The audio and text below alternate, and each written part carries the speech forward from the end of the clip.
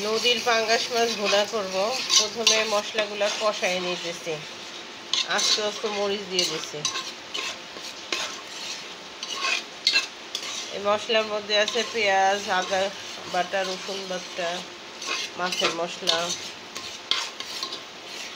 লবণ, হলুদ, মরিচ। এখন এগুলো ভালো করে কষায় নেওয়া হচ্ছে। কষানো শেষ হলে মাছগুলো দিয়ে দিব।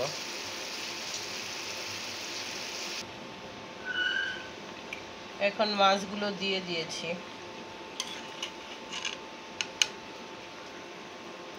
দিয়ে ঝোলের পানি দিয়ে দিছি। পানিটা আরেকটু শুকাইলে নামাইয়ে ফেলবো।